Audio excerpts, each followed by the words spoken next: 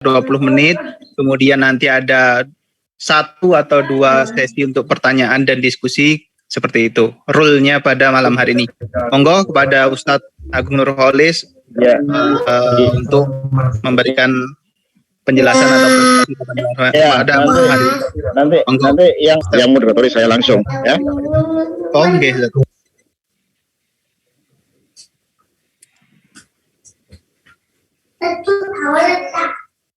Monggo Ustadz Agung. Oh, langsung saya. G. Baik, saya share dulu screen-nya.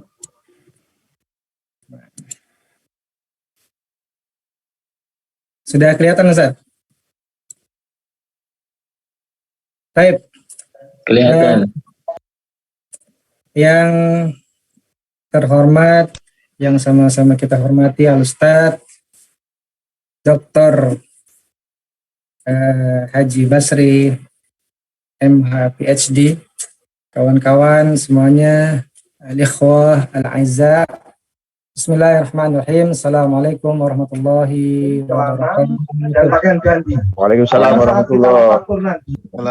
Alhamdulillah, adada khalqihi, wa ridha nafsihi, wa zinata arshihi, wa midada kalimatihi, wa salatu wa salamu ala Sayyidina Muhammadin wa ala alihi wa sahbihi ajma'in wa man tabi'ahu bi ihsanin ila yaumiddin, amma ba'du. Pada sore yang berbahagia ini kita ketemu seorang sosiolog penulis dari Maroko yang bernama Fatimah Mernissi. Sebelumnya kami kenalkan, Fatimah Mernissi ini lahir pada tahun 1940 dan meninggalnya belum lama, kira-kira 2015, 6 tahun yang lalu kira-kira. Jadi umurnya tergolong panjang ya, 75 tahun. Beliau ini dikenal sebagai salah satu pelopor feminisme dalam Islam. Beliau sejak kecil mengalami hidup yang terkungkung sebagai perempuan yang hidup dalam tradisi harim. Jadi di Maroko itu ada tradisi lama yang disebut harim. Tapi jangan antum bayangkan harim ini seperti dalam film-film dulu ya. Jadi ada raja, kemudian punya permaisuri yang banyak, dikumpulkan dalam satu lokal, kemudian disebut sebagai harim. Tidak seperti itu. Itu elit raja, itu elit sultan, itu elit istana, itu harim istana. Nah, harim seperti itu sudah tidak ada semenjak Turki Utsmani jatuh, kemudian Barat yang modern dan rasional datang, jadi harim yang seperti itu sudah dilarang. Tapi harim dalam versi yang dirasakan atau dialami oleh Fatimah Mernissi itu sekarang masih banyak. Jadi perempuan-perempuan yang hidup di satu lokal tidak bisa sembarangan berinteraksi dengan lawan jenis tanpa seizin suami atau wali. Nah, inilah harim yang dialami oleh Fatimah Mernissi. Tapi kemudian Fatimah Mernissi beruntung karena pada tahun 40-an itu merupakan awal pasukan nasional Maroko menang melawan penjajah Prancis. Ketika itu sudah mulai ada akulturasi budaya, kemudian perempuan-perempuan sudah bisa mendapatkan akses pendidikan, kemudian tradisi harem sedikit demi sedikit mulai dikikis. Nah, karya Fatimah Mernissi ya, yang paling penting dalam mengangkat pemahaman tentang peran dan kedudukan wanita adalah bukunya yang berjudul Women and Islam, An Historical and Theological Inquiry. Kemudian diterjemahkan dalam versi Indonesia disebut Wanita dalam Islam, diterjemahkan oleh Yazia Radianti, penerbit pustaka tahun 94. Buku ini dibagi ke dalam 2 bagian besar, ada part 1 dan part 2. Bisa Anda lihat di screen.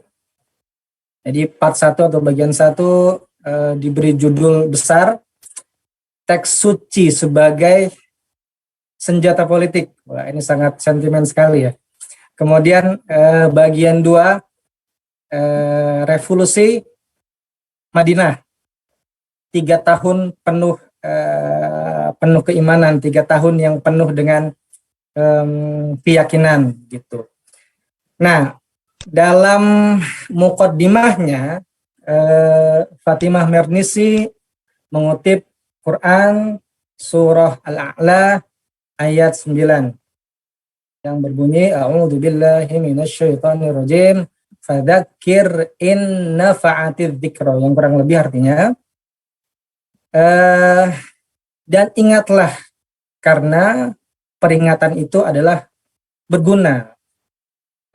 Jadi Fatimah Mernissi dalam mukadimahnya menyebut kalau kita kembali kepada tradisi sahabat, kalau kita kembali kepada sunnah Rasul, akan kita dapati bahwasanya perempuan punya peran yang penting, sama pentingnya dengan peran laki-laki dalam kehidupan sehari-hari dalam berbagai bidang, ekonomi, politik, rumah tangga, dan lain sebagainya. Jadi dalam buku ini Mernissi menjelaskan, jadi melalui pengembaraan luasnya dalam literasi Arab lama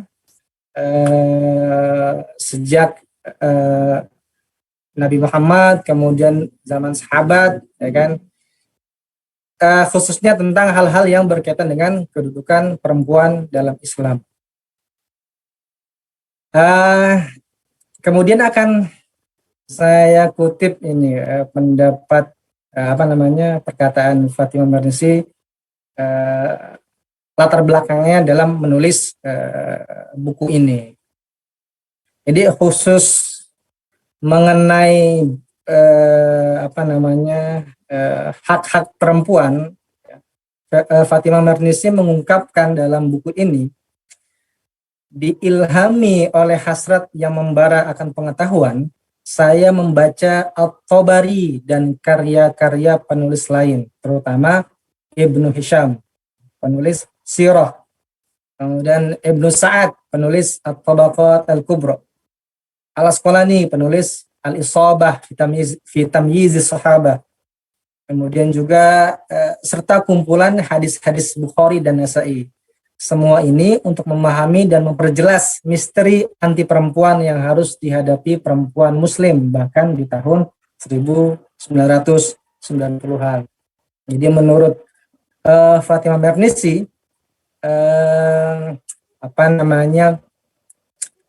penghormatan kepada perempuan, kesetaraan dalam hak antara laki-laki dan perempuan itu sebenarnya diilhami oleh tradisi-tradisi Islam yang lama, jadi bukan oleh tradisi Barat. Jadi Fatimah Mernissi menyatakan, saya menulis buku ini tidak terinspirasi oleh Barat, tetapi justru terinspirasi oleh tradisi keilmuan Turos atau Islam yang terdahulu. Nah, jadi yang membuat Fatimah Mernissi ini shock adalah ia mengalami banyak sekali hal-hal yang membuat dia bertanya-tanya. Apa iya sih Islam itu setega itu sama perempuan? Nanti akan saya sebutkan hadis-hadis misoginis atau hadis-hadis yang memarginalkan perempuan. Apa iya sih ajaran Nabi setega itu, serendah itu memperlakukan perempuan, atau itu hanya konstruksi tafsirnya manusia saja? Nah, itulah yang menjadi kegelisahan besarnya Fatimah Mernissi. Jadi Fatimah Mernissi ini sangat kritis, ya. Tapi bukan karena dia feminis kemudian ujuk-ujuk semua yang datang dari Barat dianggap bagus, tidak. Dia juga banyak mengkritik Barat sebenarnya, khususnya Barat yang melihat Islam dengan stereotip negatif. Tapi khusus untuk fenomena budaya Islam yang agak meminggirkan perempuan, dia banyak prihatin. Karena dia percaya tidak mungkin Nabi Muhammad SAW yang selembut itu, yang sepenyayang itu, bisa dalam tanda petik memperlakukan wanita dengan perlakuan yang timpang. Oke, saya loncat saja langsung ke jadi sumber munculnya marginalisasi terhadap perempuan menurut Mernissi adalah akibat banyaknya beredarnya hadis palsu yang didorong oleh kepentingan politik dan ekonomi. Dalam bukunya, Fatimah Mernissi menyebut pendapat Al-Jabiri yang menyatakan bahwasanya penuangan teks-teks religius ke dalam bentuk tertulis atau disebut sebagai Asrut Tadwin yang terjadi pada era dinasti Abbasiyah, ya, ketika para sarjana muslim mulai mengkompilasi hadis dan fikih sebagai bentuk kepatuhan kepada khalifah ketika itu. Nah, ketika Asrut Tadwin ini menurut Mernissi banyak terjadi manipulasi teks-teks agama, baik dalam bentuk kapan itu tadi ulangi, kapan yang tadi yang manipulasi hadis, kapan? Tadwin, Ustaz. Nurul Khilafah Abbasiyah abad ke-8. Abad ke-8 yang manipulasi hadis atau kapan? Pada zaman Bukhari Muslim? Pada masa fikih Madzhab Arba'ah maksudnya? Ini pada abad ke-8, Ustaz. Oke. Abad ke-8 itu berarti masa Imam Malik, Hanafi Malik. Karena Imam Malik itu meninggal 795 Masehi. 8 Masehi berarti itu pada masa Imam Abu Hanifah sampai Malik. Itu mungkin terkait dengan kritiknya si Syad itu tentang hadis merupakan produk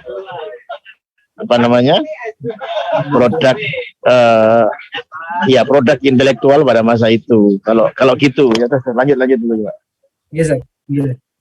Jadi menurut Fatimah Mernissi, ketika Asrut Tadwin ini ada banyak komentar-komentar yang tidak akurat yang disusupkan dan bertendensi pada politik. Jadi kata Mernissi, ketika orang berbicara tentang hadis, kita perlu memeriksa identitas para sahabat Nabi yang menarasikannya. Nah, ini berani sekali. Fatimah Mernissi memang berani ya, sangat keren gitu ya. Dan dalam keadaan apa dan dengan tujuan apa hadis itu diriwayatkan, serta hubungan para perawi yang menarasikannya. Jadi pertanyaan besarnya adalah, apakah mungkin Islam yang mengajarkan perlakuan yang tidak adil kepada wanita? Apakah mungkin Nabi Muhammad SAW sebagai seorang Rasul yang diketahui demikian baik akhlaknya sampai tega, sampai sampai hati bersabda sesuatu yang merendahkan harkat dan martabat wanita? Kemudian apakah benar adat istiadat yang mengarah kepada perlakuan tidak adil terhadap wanita berasal dari ajaran Islam? Akhirnya di akhir pembukaan atau muqaddimah itu, Fatimah Mernissi menyebutkan jika hak-hak perempuan menjadi masalah bagi sebagian laki-laki muslim modern masa kini begitu, itu bukan karena Nabi atau bukan karena ajaran Al-Quran Islam, tetapi karena ada benturan antara elit laki-laki yang punya wewenang menafsirkan, yang punya wewenang mengatur. Di sini akan kami sebutkan beberapa hadis misoginis. Ya. Apa itu hadis misoginis? Hadis misoginis adalah hadis yang punya konotasi kebencian terhadap perempuan. Ini adalah definisinya para feminis Islam. Jadi ada beberapa hadis yang oleh Mernisi dianggap palsu, yang isinya membenci kaum perempuan. Di antaranya adalah hadis yang mengungkapkan bahwa anjing, keledai, dan perempuan akan membatalkan sholat seseorang jika dia lewat di depannya menyela antara yang sholat dan kiblat. Nah, hadis tersebut meskipun kompilasi hadis Sahih Bukhari, namun karena sumber hadisnya ini adalah hanya melalui Abu Hurairah, hadis ini mendapat koreksian dari Aisyah radhiyallahu anha.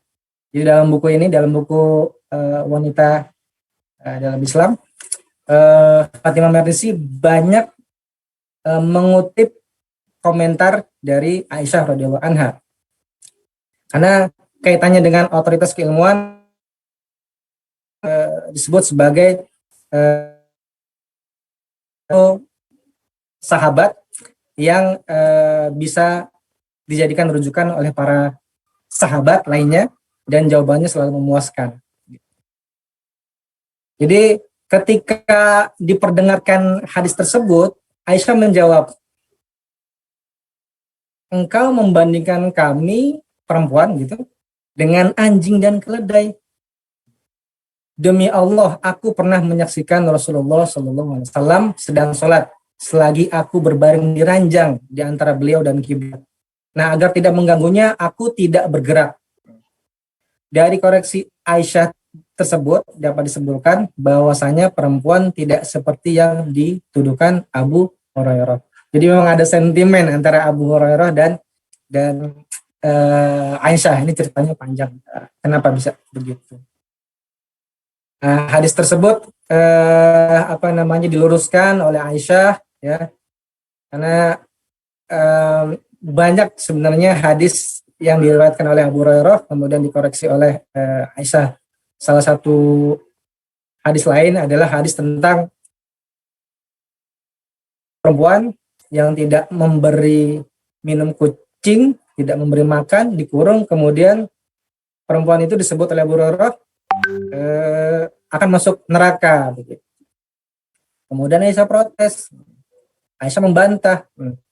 Bantahannya begini, seorang mukminah, seorang muslimah itu sangat berharga di mata Allah. Apa iya Allah akan menyiksa seorang mukminah, seorang muslimah hanya karena seekor kucing? Terus kenapa kok narasinya menggunakan kata perempuan gitu, imra'atun tahbisul hirrah, gitu kan? Seorang perempuan, kenapa nggak dibuat umum aja gitu? Terus kalau laki-laki yang mengurung kucing, apakah tidak masuk neraka juga? Nah, itu diprotes oleh Aisyah itu. Kemudian ditegur oleh Aisyah, wahai Abu Hurairah, lain kali jika engkau menyitir perkataan Rasulullah SAW, cobalah untuk berhati-hati terhadap apa yang engkau ucapkan. Nanti dalam artikel versi PDF akan saya akan berikan ke antum, dan di situ ada referensinya. Kemudian hadis lain yang menjelaskan yang mendapat koreksian adalah yang menyangkut tentang adanya 3 hal yang mendatangkan bencana, yaitu rumah, wanita, dan kuda. Hadisnya kurang lebih, aku mendengar Nabi SAW bersabda, sesungguhnya musibah itu ada pada 3 hal, pada kuda, pada wanita, dan rumah. Nah, ini kan kalau yang mendengar perempuan kan, Masya Allah, wanita itu jadi musibah, kan? Tadi lebih parah lagi ya, kan, disejajarkan dengan anjing, keledai, kemudian wanita. Tentu apa namanya, orang-orang yang kritis seperti Mernisi tidak akan begitu saja menerima. Gitu. Itu dijelaskan dan lagi-lagi mendapat komentar dari Aisyah. Kata Aisyah, Abu Hurairah ini ada suaranya. Ya Ustaz? Suaranya putus Ustaz. Halo? Terus nggak benar. Tadi hanya berapa detik. Terus lanjut. Oke, saya lanjutkan Ustaz. Jadi menurut Aisyah, Abu Hurairah mempelajari masalah ini, mempelajari hadis ini dengan sangat buruk sekali. Katanya Abu Hurairah. Lanjut. Ya, kata Aisyah, Abu Hurairah datang ke rumah kami hanya mendengar bagian terakhir dari kalimat Nabi Shallallahu Alaihi Wasallam. Sebenarnya dalam versi lengkapnya Nabi menyebut begini: semoga Allah membuktikan kesalahan kaum Yahudi yang mengatakan ada 3 hal yang membawa bencana, rumah, perempuan, dan kuda. Nah, ketika itu kata Aisyah, Abu Hurairah datang hanya pada bagian ada 3 hal yang membawa bencana, rumah, perempuan, dan kuda. Jadi redaksi Nabi yang menyebut bahwasanya ini adalah perkataan orang Yahudi itu tidak didengar oleh Abu Hurairah. Nah, koreksi hadis Aisyah Abu Hurairah ini dan Ibnu Umar dan beberapa sahabat lainnya dapat ditemukan dalam buku Al-Ijabah li'iradi ma istadrakathu Aisyah ala as-sahabah. Ya saja yang mencatat hadis misoginis, tapi Ibnu Umar ya di sini ada saya sebutkan hadis yang menyebutkan bahwa tidak ada penyebab kesulitan yang lebih fatal bagi pria selain perempuan, ya kan? Kemudian ada hadis yang menyebutkan bahwa mayoritas penghuni neraka adalah perempuan. Nah, ini tidak kami jelaskan terlalu panjang, tapi Fatimah Mernisi menekankan bahkan sebuah hadis yang sahih pun harus dicermati dengan lensa pembesar. Ini kata Fatimah Mernisi. Jadi hak kita semua untuk melakukan pengujian teks-teks tersebut. Nah, dalam buku Wanita dalam Islam,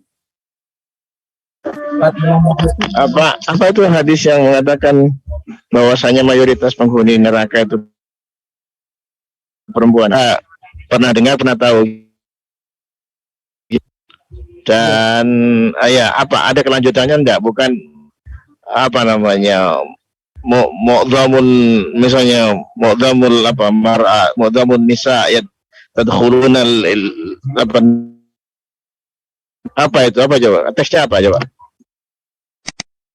misalnya Ustaz ya.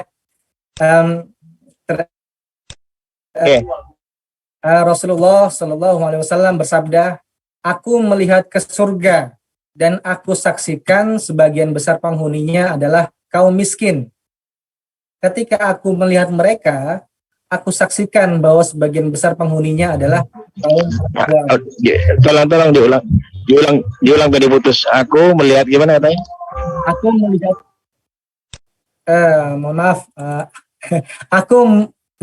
aku melihat ke surga dan aku saksikan sebagian besar penghuninya adalah kaum miskin. Di surga paling banyak kaum miskin. Dan aku melihat neraka. Aku saksikan bahwa sebagian besar penghuninya adalah kaum perempuan. Jadi yang di surga itu banyak kaum miskin, di neraka banyak kaum perempuan. Ini juga timbang ya. Rawahu siapa tuh? Rawinya siapa? Bukhari Muslim Ustaz ya? Ya, ada Arabnya. Ittala'tu fil jannah fara'aitu aktsara ahliha al-fuqara. Wattala'tu fil nadi fara'aitu aktsara ahliha an-nisa. Oke.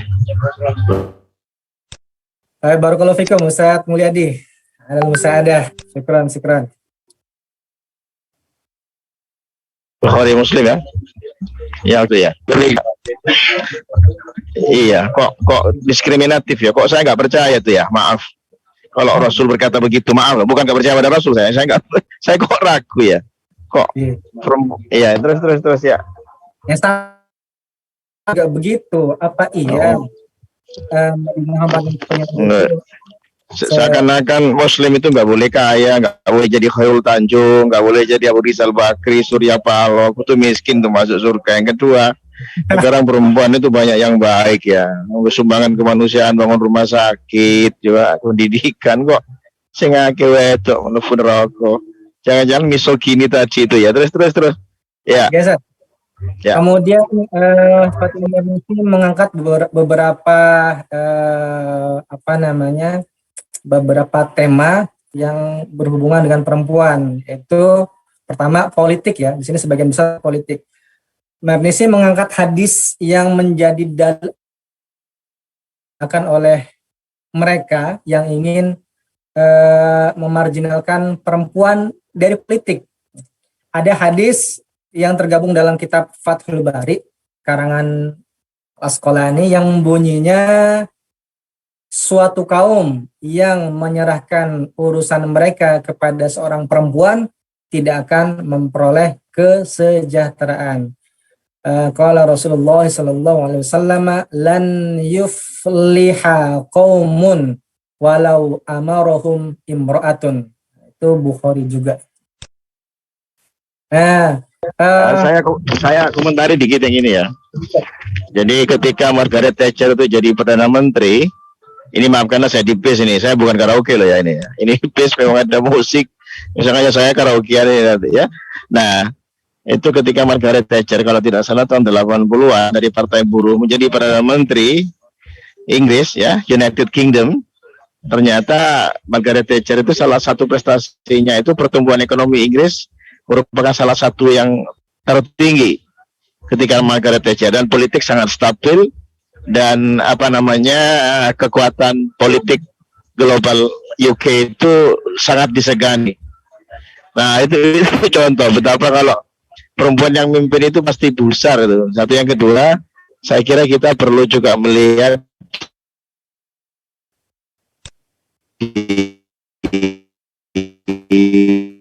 Pakistan ketika si Benazir Bhutto juga menjadi Perdana Menteri, walaupun Pakistan artinya stabilitasnya tidak mampu ya menjaga Ahmadiyah dengan juga kelompok Sunninya juga Syiah cukup stabil, walaupun pertumbuhan ekonomi tidak seberapa. Itu saya beri contoh aja dua. Ketika Megawati lah mungkin di Indonesia, saya kira juga walaupun saya ketika jadi presiden bukan pengagum yang menghormati, tapi bukan penggantungnya, tapi saya kira beliau cukup bagus lah, kayak gitu. Ya terus ya, ini hanya perbandingan saja ini. Ya lanjut. Nah, oleh Fatimah Mernissi sambil mengutip seorang Syekh Muhammad Al-Ghazali namanya, Fatimah Mernissi mengangkat analogi contoh dari Al-Quran. Loh, di Al-Quran ada loh tokoh figur perempuan yang punya pengaruh politik besar. Dia punya kemampuan untuk memerintah dan bangsanya maju. Siapa itu? Ratu Balkis, ya kan? Dalam surah An-Naml, ya kan? Wajadtu imra'atan ini wajadtu imra'atan tamlikuhum. Apa itu ayatnya itu? Jadi sesungguhnya aku mendapati seorang perempuan yang memerintah satu kaum dan dia dianugerahi sesuatu serta mempunyai singgasana yang besar. Artinya apa? Artinya Al-Quran sendiri menyebut bahwasanya ada sosok perempuan yang bisa memerintah dengan baik, dengan adil, kemudian bangsanya maju dan makmur. Gitu. Nah, di sini Fatimah Mernissi berargumen sebagai referensi Islam harusnya tinggal yang tadi itu, hadis yang tidak akan maju suatu kaum kalau dipimpin oleh. Nah, kemudian Aisyah juga menyebut kemudian Fatimah Mernissi juga menyebut Aisyah radhiyallahu anha sebagai contoh pemimpin perempuan yang bisa dijadikan role model. Gitu. Kita sama-sama tahu dulu Aisyah pernah membawa beberapa sahabat, ribuan bahkan, ya, memimpin perang perang unta atau disebut Harbul. Iya, betul. Jamal. Iya, Harbul Jamal. Bicara, kita nggak berbicara latar belakang kenapa terjadi perang tersebut, tapi yang ingin disampaikan. Sebentar, yang mana itu? Ya, perang Jamal itu lebih dulu dari perang Siffin. Perang Jamal itu 656 Masehi, perang Siffin 657. Jadi perang Jamal itu berbarengan kira-kira tahun pertama ketika Sayyidina Ali radhiyallahu anhu diangkat sebagai khalifah yang terakhir, yaitu mengganti Sayyidina Utsman. Yang mana itu? Kalau 657 itu adalah setahun kemudian setelah Ali, dan aku itu jadi khalifah dan digugat oleh kelompok Muawiyah tadi, itu terjadi arbitration tahkim. Yang mana tahun berapa itu? Perang Jamal.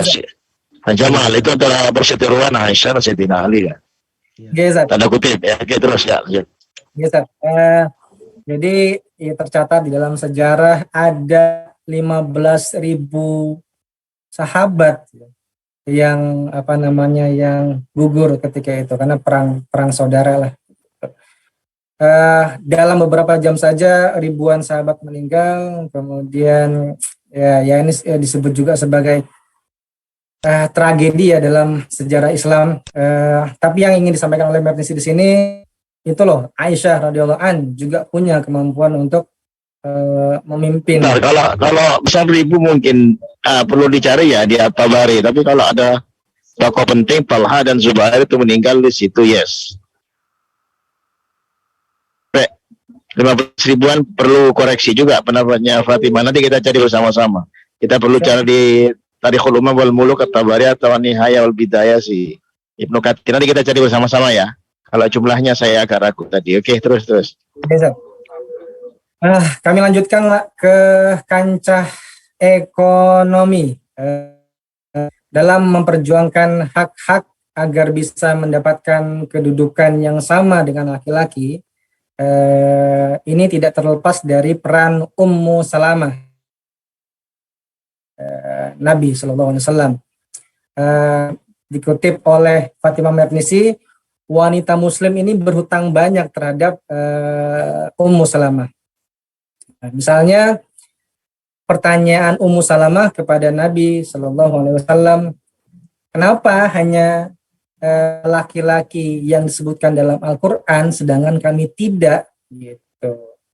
Kemudian setelah itu turunlah ayat khusus menjawab pertanyaan Ummu Salamah ini, gitu.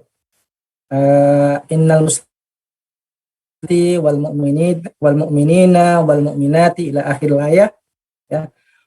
Wadz-dzakirina Allaha katsira wadz-dzakirati a'addallahu lahum maghfiratan wa ajran aziman.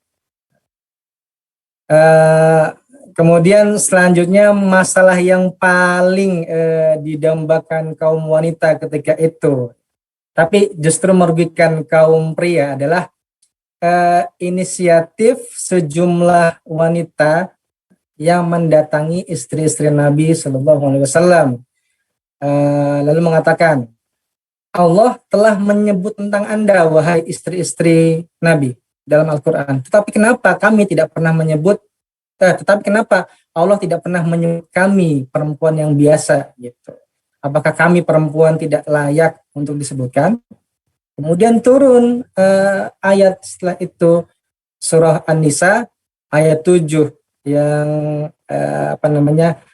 Lirijali nasibum mimma iktasab. Gimana ayatnya itu yang Nisa? Yusikumullahu fi auladikum lidzakari mislu hadzil unsayain.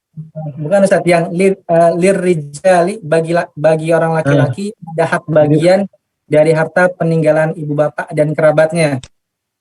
Lirrijali nasibu mimma iktasabu walin nisa'i nasibu mimma iktasabu mimma qalla minhu aw katsar. Nasiban. Ustaz. Insyaallah. Ada beberapa. Ada di Lirrijali nasibum mimma yang di An-Nisa, Ustaz. walin nisa'i nasibum mimma tarakal walidani wal aqrabun mimma qalla minhu katsar. Itu. Ada beberapa tempat di surah An-Nisa. Intinya kalau sama kiainya ini bisa bertarung memang kalau ayat. Terus. Ya. Intinya ayat-ayat yang menyebutkan bahwa bagi laki-laki tadi dapat bagian gimana tadi? Satu porsi bagian nasibun, terus dari orang tua gimana tadi? Coba. Bagi laki-laki ada hak bagian dari harta peninggalan ibu bapak dan kerabatnya. Dan bagi perempuan ada hak bagian pula dari harta peninggalan ibu bapak dan kerabatnya. Tadi betul yang lirijali nasibum mimma tarakal walidani wal aqrabun. Nasibum mimma tarakal walidani wal aqrabun mimma qalla minhu aw kathara nasibun mafruḍa. Itu intinya ayat-ayat yang berbicara tentang hak perempuan dalam waris ini ketika itu ya dalam kehidupan Arab pada zaman itu ibarat seperti bom gitu. Parkan ya, itu sangat heboh gitu, sangat viral lah istilahnya. Kenapa? Karena secara pertama kalinya secara langsung laki-laki Arab konflik dengan Tuhan mereka gitu. Ini kenapa kok tiba-tiba Allah memberikan hak waris kepada perempuan? Sebelumnya perempuan tidak pernah, wanita pun menjadi warisan. Nah, Ummu Salamah dan para wanita puas bisa ayat tersebut situasinya ya sedikit berubah ke-11 lidzakari untayain ya kan? Nah, itu jadi jadi down lagi mereka, loh kenapa kok ini mendapatkan setengah dari bagiannya. Akibat dari itu perempuan menuntut nih. Sebenarnya bisa jadi feminisme itu sudah terjadi pada zaman Nabi. Mereka radhiyallahu anhun menyebut begini, karena laki-laki mendapat 2 bagian dalam hal warisan, maka mereka berhak mendapatkan 2 bagian dalam hal dosa. Kata wanita-wanita mukminin, kata Nisaul Mukminin. Kemudian ada pertanyaan lainnya yang diajukan kepada Rasul, wahai Rasul, mengapa lelaki berperang dan kami tidak? Ini kan kaitannya dengan ghanimah gitu. Berarti hanya laki-laki yang punya akses ke harta rampasan perang, sedangkan perempuan tidak. Nah, dan itu kan dijawab oleh Nabi, dan kita mungkin sudah ada yang tahu ya, jihadnya wanita adalah kemudian dalam bidang hukum keluarga banyak yang diangkat oleh Fatimah Mernissi. Kepemimpinan dalam keluarga yang paling yang paling mencolok diangkat oleh Fatimah Mernissi.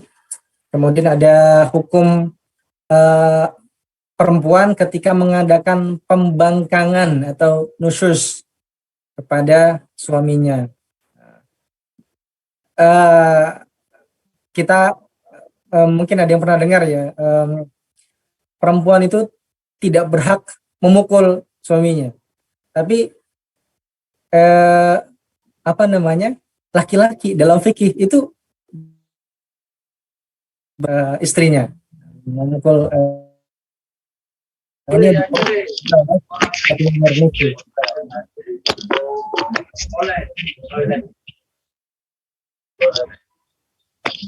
Kemudian juga apa namanya ada hukum balasan bagi orang yang saleh, ya, khususnya yang berkaitan dengan ayat hurun ain. Kata Fatimah Marnisi, ini para mufassir berebutan tafsir tentang bidadari surga nih.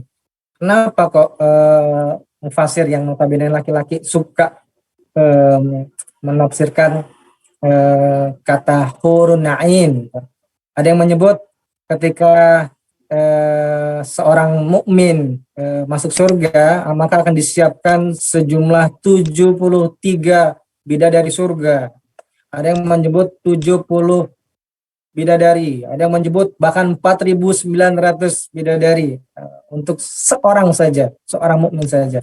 Nah, Fatimah Marnisi mengkritik di situ. Terus kalau yang masuk surga perempuan bagaimana? Tidak pernah disebutkan bidadara. Bidadara. Berarti konstruknya itu laki-laki buas ya. Seakan-akan hidupnya itu laki-laki sek aja ya. Ya itulah saya kayak agak percaya kalau fikih itu merupakan konstruk laki-laki ya. Laki-laki yang menghegemoni diskurs wacana. Sehingga lahirlah fikih yang diskriminatif terhadap perempuan. Karena maaf ya, bagi saya juga akal sehat tuh gak masuk. Kalau laki ke surga dapat 70 paling tidak 4.000 lah. Si perempuan cuma untuk suaminya satu aja. Gak pernah mulai dari dunia dapat 1, sing laki dunia dapat 4, ke surga dapat 4.000. Aduh, kok ngeri ya? Saya bukan ngeri ini ya, ngeri. Bukan kita tidak percaya kepada jelas pemproduksi hadis Rasul, tapi pertanyaannya adalah apa betul ya hadis itu terlepas siapa yang meriwayatkan itu betul-betul keluar dari lisan Rasul yang adil gitu loh, yang jas, yang mengagungkan perempuan kok justru dapat 4.000 gitu. Terus menarik ini. Kalau Imam Bukhari itu lebih apa namanya lebih sedikit. Jadi katanya seorang mukmin disediakan 2 bidadari surga, Zat. 1 bidadari surga betul dari Allah, 1 istrinya sendiri. Oke, kaitannya dengan ayat ar-rijalu qawwamuna 'alan nisa. Ya.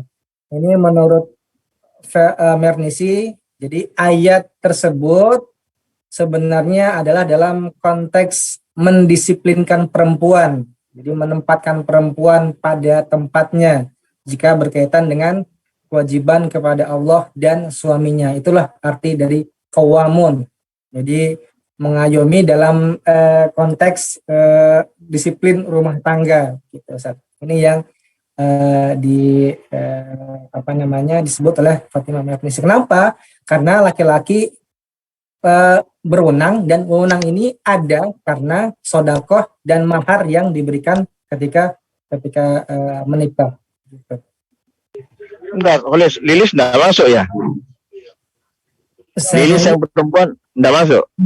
Ada. Hah? Oh, Anda harus mendengarkan ini biar tahu. Ya terus.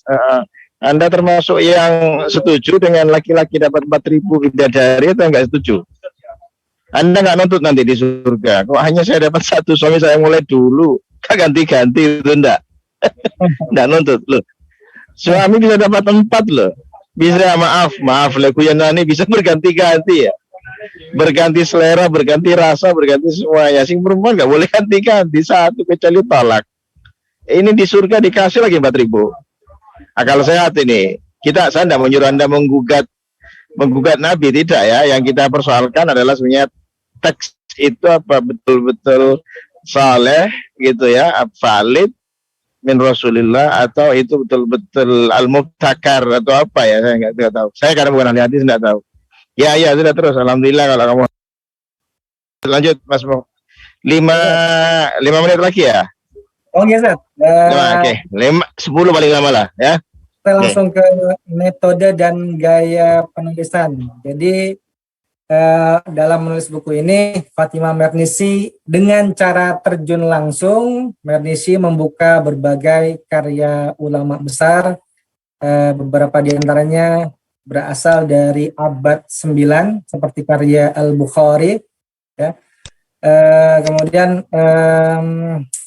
secara sekilas memang penulis mendapatkan saya sebagai presenter mendapati kesan bahwa Mernissi ini mencoba mendobrak pagar, melepaskan diri dari otoritas keilmuan para ulama terdahulu.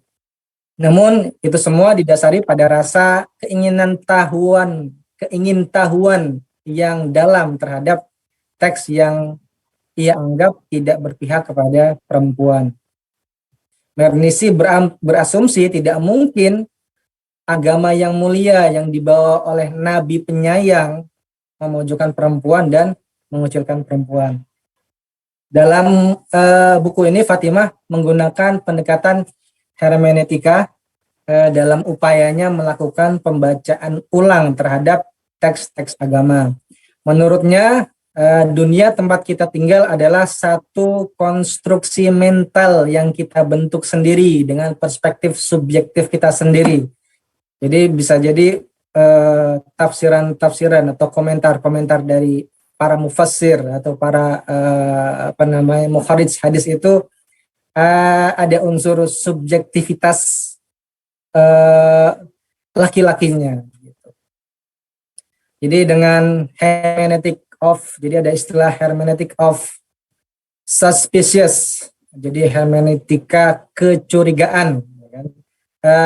Mernissi mencoba membongkar atau menembus asumsi-asumsi tersembunyi dalam doktrin teks-teks keagamaan yang dianggap tidak akurat, khususnya yang berkaitan dengan perempuan. Itu siapa yang bilang hermeneutic of suspicious? Penerjemah sampean atau Fatimah Mernissi? Saya aja udah. Oh iya, oke, Mas sampean gak apa-apa. Soalnya gak ono iku istilah dia terus gak apa-apa. Mubtakir. Oke. Wahid minal ibda'iyat itu. Iya. Oke.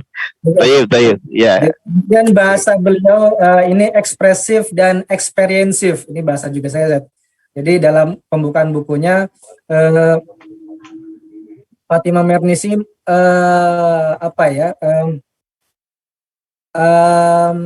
menuliskan pengalaman dia dalam kehidupan sehari-hari ketika dia ke pasar, kemudian bertemu dengan pedagang telur, begitu.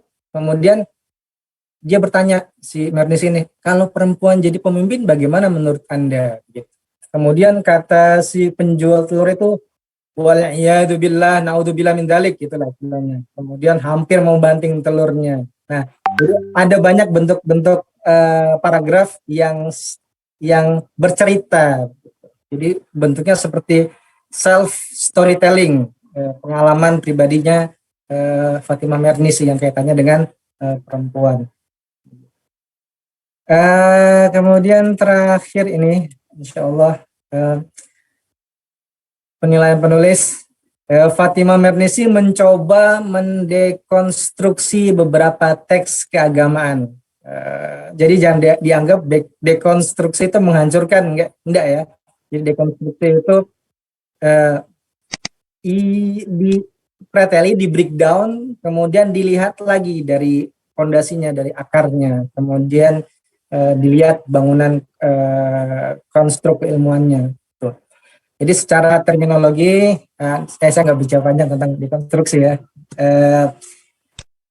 Intinya Fatimah Mernissi berani mengemukakan rekonseptualisasi kedudukan perempuan dalam Islam.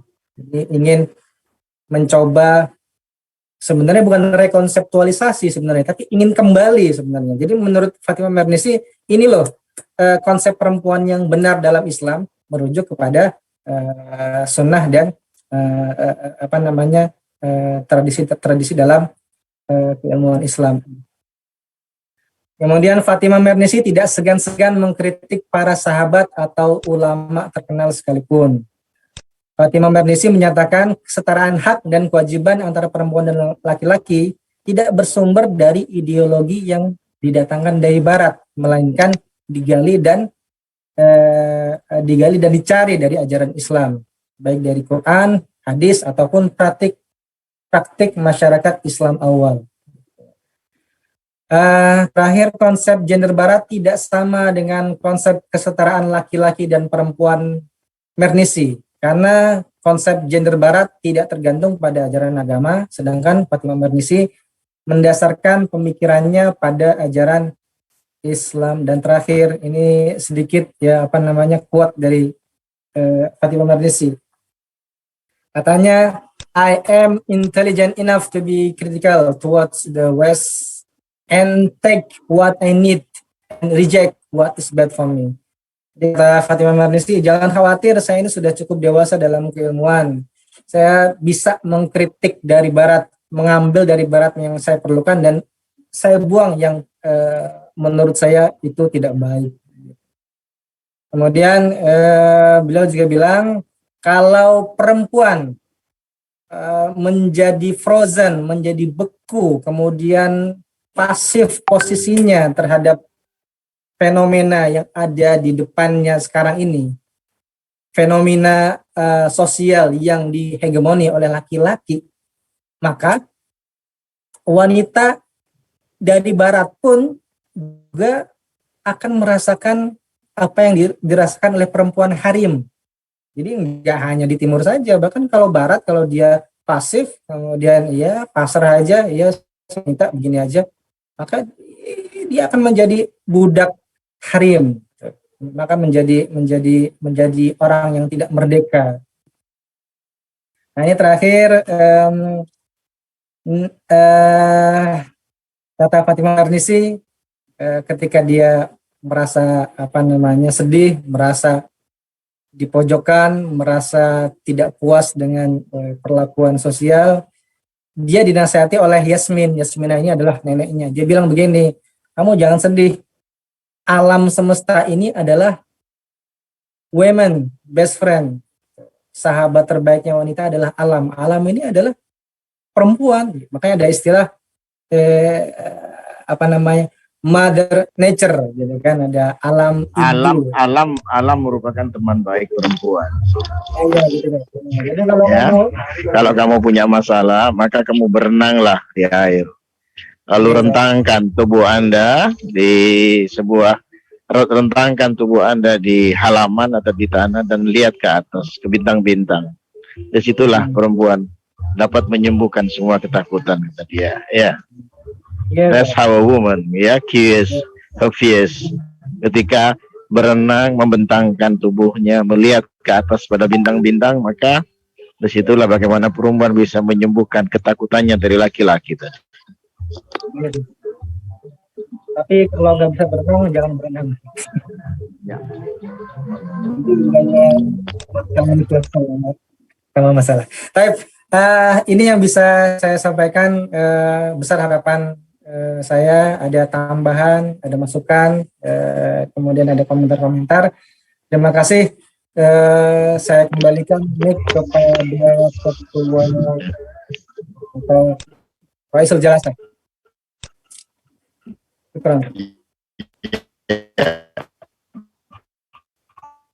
Baik. Ya, saya ini mendengar menyuruh guru itu Anda. Jadi Anda jadi guru saya malam ini, ya. Bukan saya, karena saya jujur belum membaca buku itu. Saya membaca Beyond the Veil. Setelah saya dengarkan, saya hampir ngeritik Anda tadi. Loh, kok jauh dari isinya Beyond the Veil? Ternyata buku yang Anda bahas itu bukunya yang lebih baru, 2004. Dan inilah yang saya sampaikan, Anda guru saya. Jadi saya belajar dari Anda malam ini, banyak memberikan pencerahan. Ya. Nah, poin yang saya sampaikan itu adalah Anda istika nanti jadi dosen, jadi pembimbing, apapun, jangan selalu merasa dirinya paling tahu. Jangan segan-segan mengapresiasi murid Anda, anak didik Anda, ketika mereka lebih tahu dari Anda, menguasai informasi lebih dari Anda, harus diapresiasi, diakui. Nah, ingat, ini bukan tradisi timur ini. Tradisi timur ini selalu harus di atas, ya. Dosen tidak mau dikalahkan oleh muridnya. Harus paling cerdas, paling pintar, tak terkalahkan. Nah, ini yang saya sampaikan. Jadi makanya saya sampaikan secara jujur, saya belum membaca buku ini, justru saya lah menjadi pendengar, dan itu bagus banget. Jadi Anda telah berusaha melihat secara berimbang, dan mungkin satu hal yang ingin saya sampaikan, Fatimah Marnisi itu sebagai salah satu akademisi dan sebenarnya bidangnya bukan hermeneutik ya, mungkin saya beri catatan sedikit. Beliau itu adalah sosiolog. Dan beliau itu lulus kalau tidak salah Pak dari S1 atau S2 S3 di Perancis, saya lupa nama kampusnya.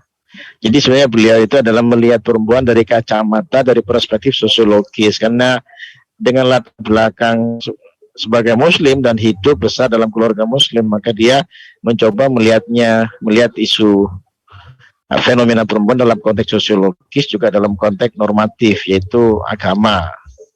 Nah itu yang menjadi sangat kaya, itu satu.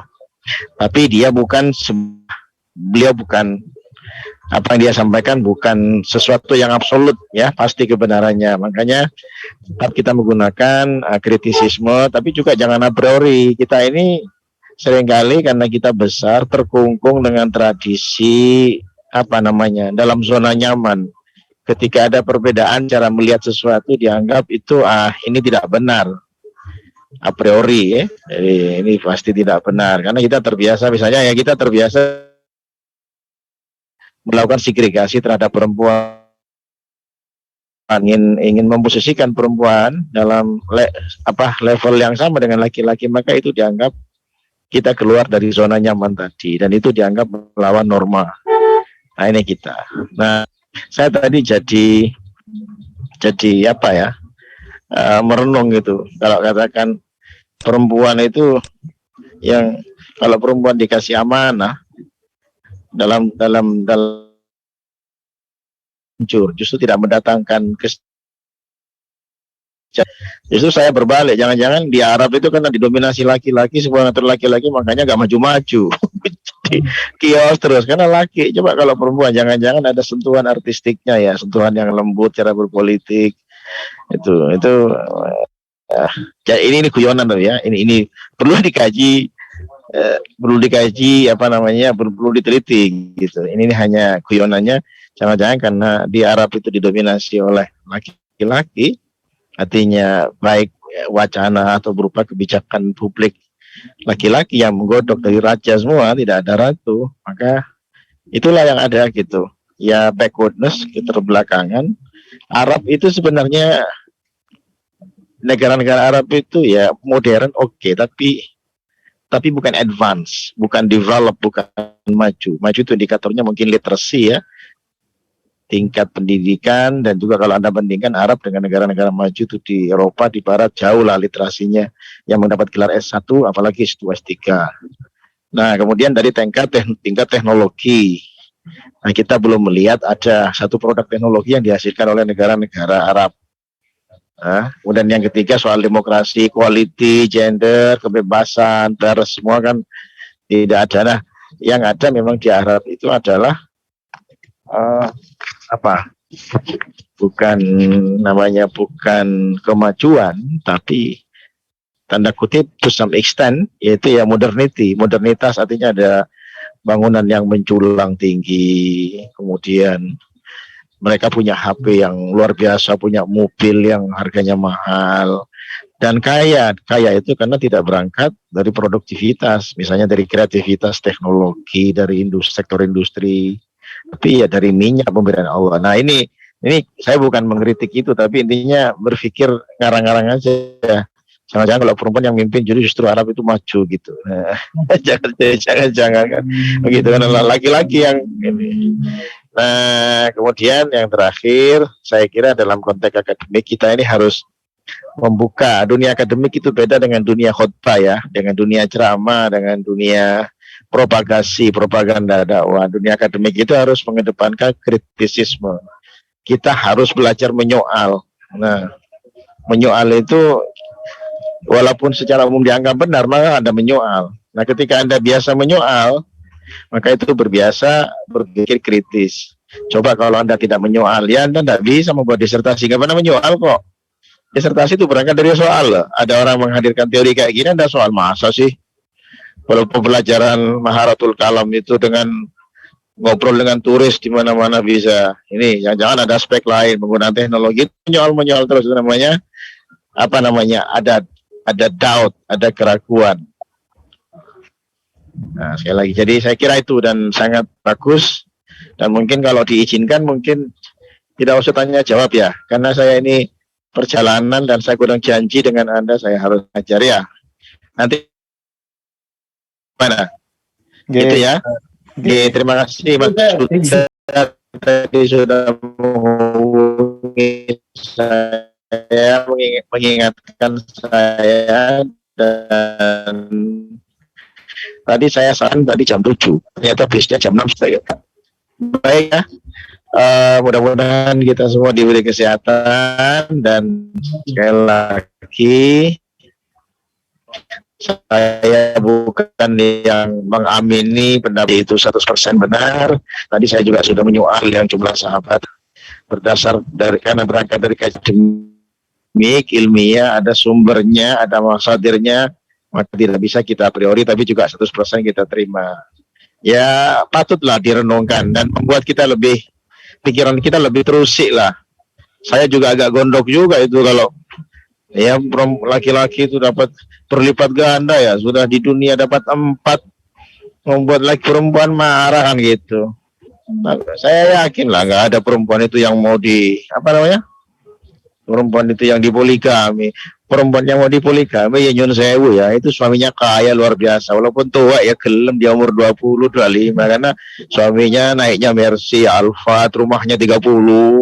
Coba kalau Anda Nurholis itu mau nikah 4, jangan-jangan gak laku, gak ada yang gelem ya kan ya, atau saya kan nggak ada yang mau. Alah lah opo kok orang bibak basi wong dosen gajinya berapa kasih makan. Tapi coba kalau wakil ketua DPR, ketua fraksi, ketua partai politik ya, walaupun umur 20 ya mau, bukan mau sama gantengnya dia ya mau sama hartanya.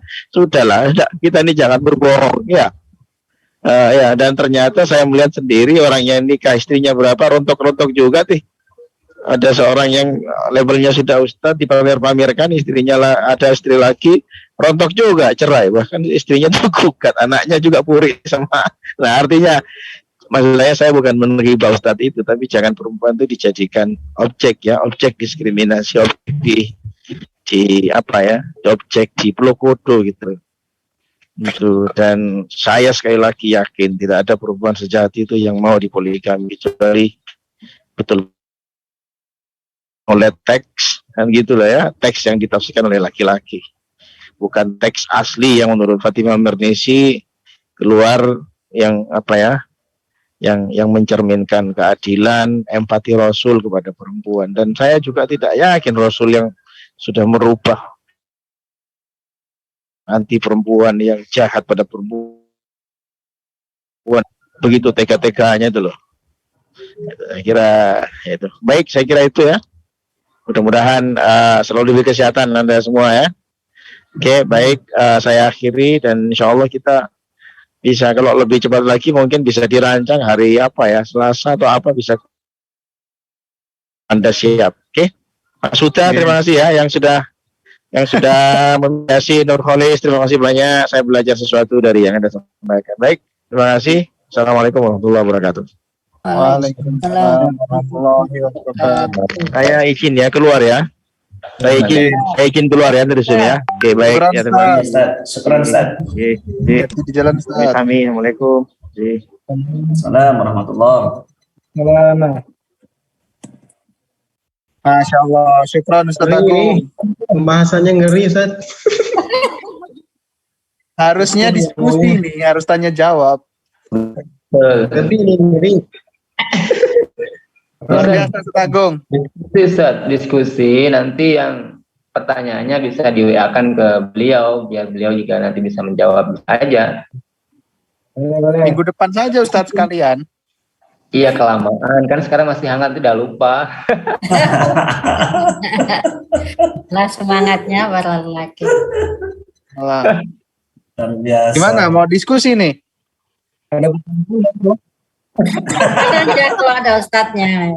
Oke, siap. Salut. Enggak, Luar biasa.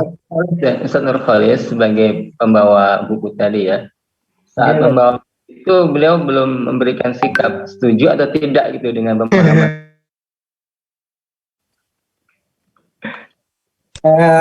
Jadi sebenarnya bukan pertama sih Ustaz, pembahasan tentang Fatimah Mernissi beberapa tahun pernah dikasih tugas itu gitu. Fatimah Mernissi, Nawal El Sadawi, Irsad Manji, Oh, gitu. Nawal Sadawi ya, Mesir. Nah, Ustaz. Pikirannya sama. Gini Ustadz, kalau kita ini kan maksudnya mumpung nih perempuan wanitanya satu. Coba kita tanya, cara menurut Ustazah Lilis, memang hukum Islam nih agak mendiskriminasi wanita atau enggak? Kita tanya aja, udah ada Secara fitrah ya, secara fitrah. secara Kalau fitrah. setelah mendengar penjelasan Ustaz aku tadi, tulisan Fatimah Mernissi tadi kayaknya memang perlu digugat itu ya. Ada beberapa yang mendiskriminasikan Tapi perempuan. bahaya juga Ustaz. Kalau seandainya sudah ditetapkan Sahih Bukhari Muslim, berarti sudah pasti masa ia menggugat Rasul. Kecuali kalau ada kemungkinan hadisnya dhaif, nah itu iya. Kalau hadisnya sudah pasti sahih. Jadi di situ. Kalau tadi melihat yang disampaikan Ustadz Agung tadi, bahwa ketika Aisyah menggugat, mungkin di situ bisa dicarikan apa namanya yang lain yang sekiranya berlawanan dengan yang seperti yang masalah hadis-hadis yang disebutkan tadi juga bukan secara umum gitu, perempuan apa, perempuan haid atau perempuan yang sudah balik atau apa gitu kan. Dan di hadis juga sahabat bertanya, kenapa perempuan banyak masuk neraka? Dijelaskan, Rasul juga menjelaskan setelahnya, ternyata ada kekufuran, kufur terhadap suami, ini itu. Banyak pertanyaan yang begitu sudah ditanyakan di masa sahabat, bukan kita aja. Saya tidak punya literatur yang lain untuk bisa mematahkan argumen.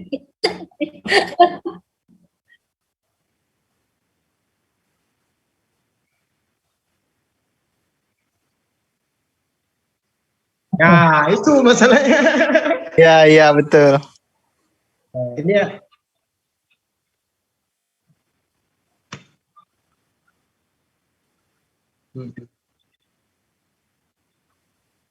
Ada hadis panjangnya itu dari Ustaz. Ya, panjang itu Ustaz. Katanya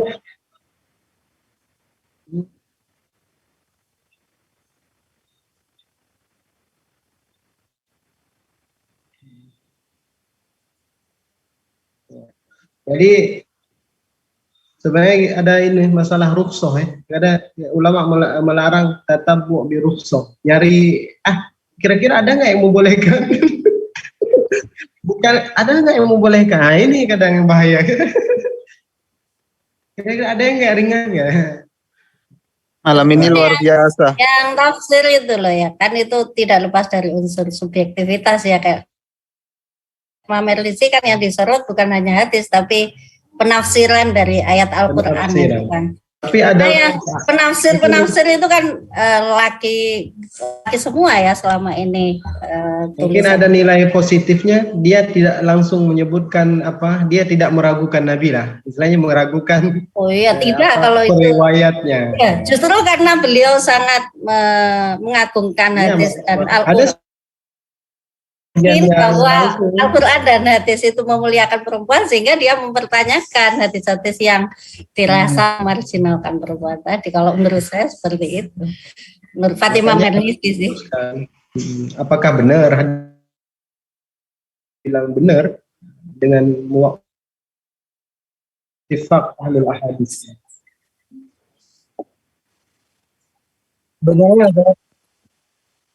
Sebenarnya hanya rawi-rawi tertentu saja yang digugat oleh Fatimah Mernissi, yaitu tadi Abu Hurairah, Ibnu Umar gitu.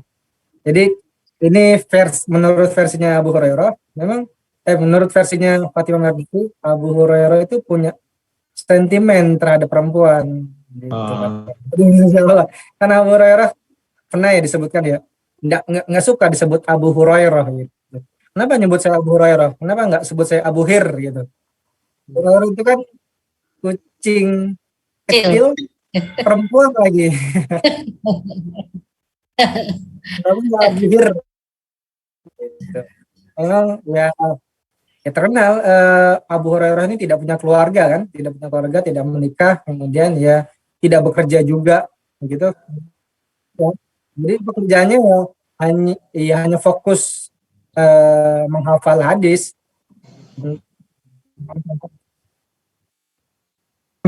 Masalah suka nggak suka sih kalau tak sebenarnya. Masya Allah. Jangan salah. Ya, Abu Hurairah itu pernah dapat rukhsah dari Nabi untuk istilahnya tidak bangun malam. Istimewa juga Abu Hurairah. Khalili. Bahkan Abu Hurairah mengatakan Khalili. Khalili ini bukan sekedar istilah. Ausani Khalili bithalasa. Berarti mewasiatkan 3 witir sebelum sholat katanya.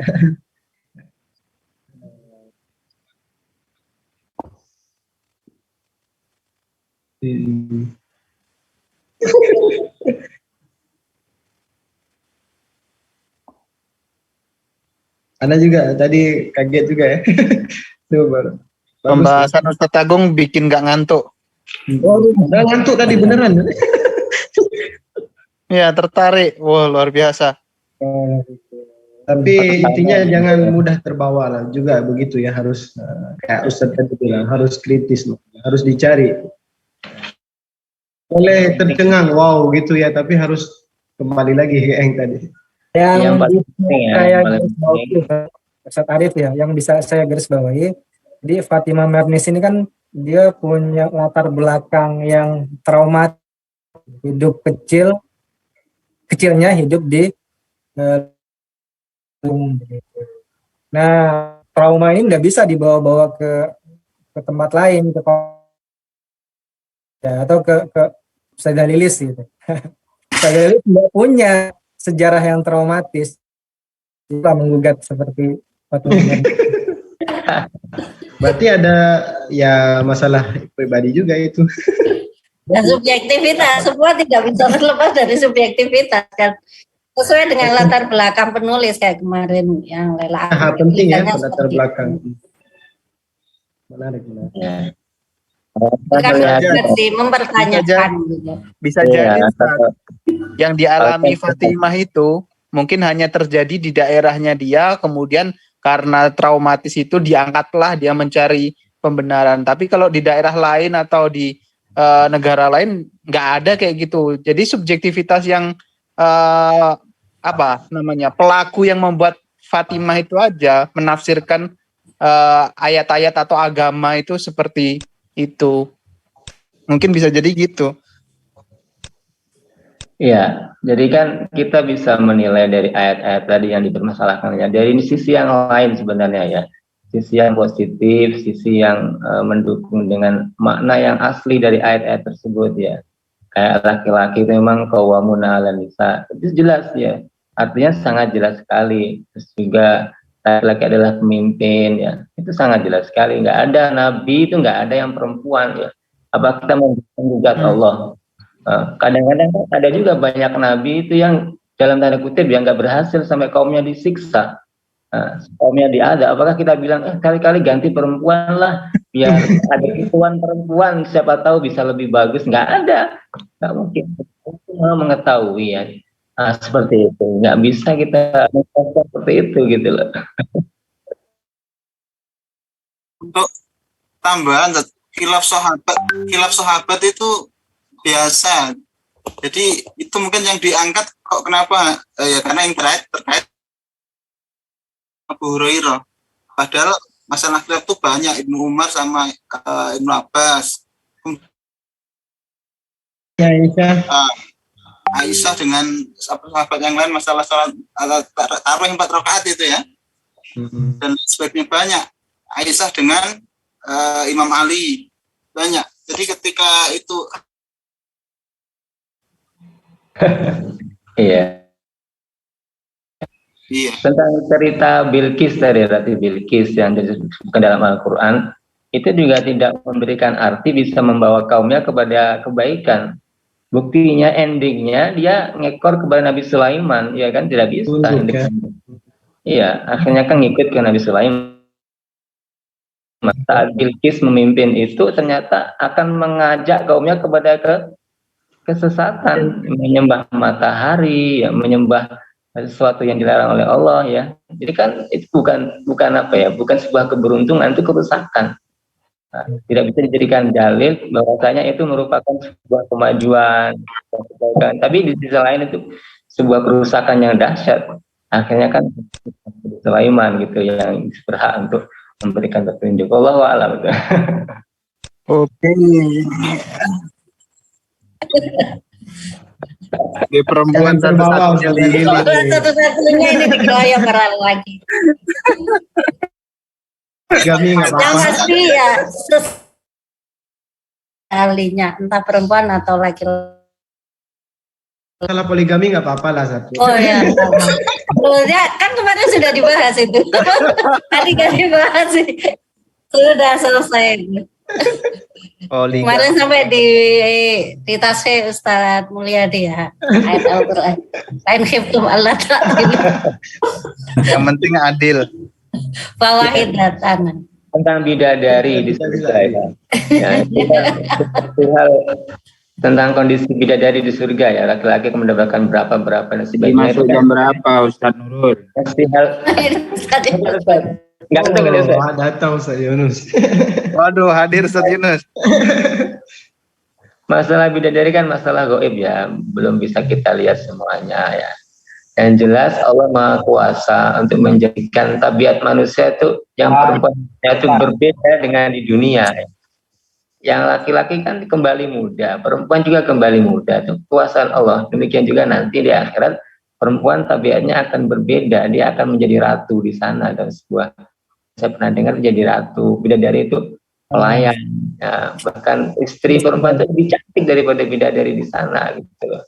Jadi masing-masing akan mendapatkan ya pahala yang luar biasa dari Allah, ya.